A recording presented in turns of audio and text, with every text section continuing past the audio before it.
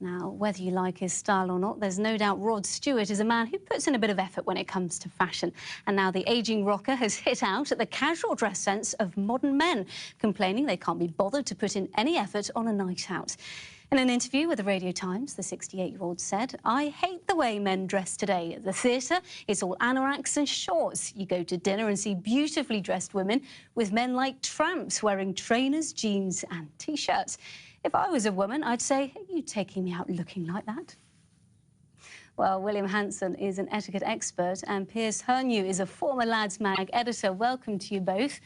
Both looking dashing in equal measures. William first. Does Rod Stewart have a point?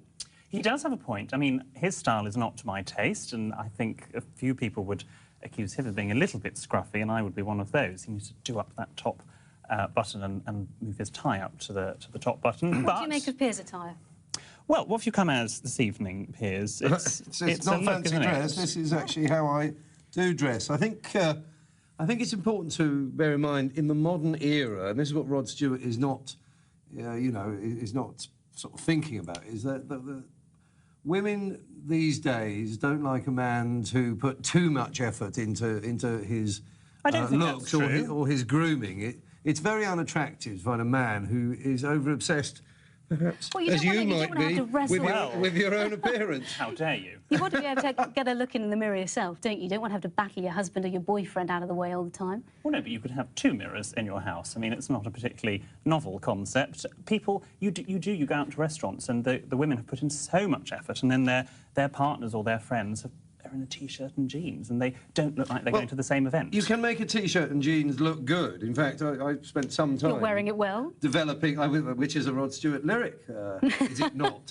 I spent some time thinking this wardrobe through before I came on. Quelle surprise. You know, I think Rod Stewart is, let's face it, he's an irascible, grumpy, out-of-touch Scottish rocker who lives in LA, who's not really in touch with, this country or this era at all. And he's showing it with these sort of rather silly pronouncements about, men having to wear sort of suits and top hat and tails to go out for dinner. No, he is not saying we don't need to do that. I mean, not all the time, but he does have a point. Men do need to make a bit more of an effort, have the self-respect to actually honour the engagement, whatever you're going to, whether it's a party or a theatre show or a restaurant. If you're going out for a romantic meal with your wife or girlfriend, then actually look like you want to be there. Doesn't he have a point? Do you not think, Piers? It's nice to dress up for your other half? Well, I think, Rod Stewart, bizarrely, being a rock star, is forgetting about the rock and roll look, which is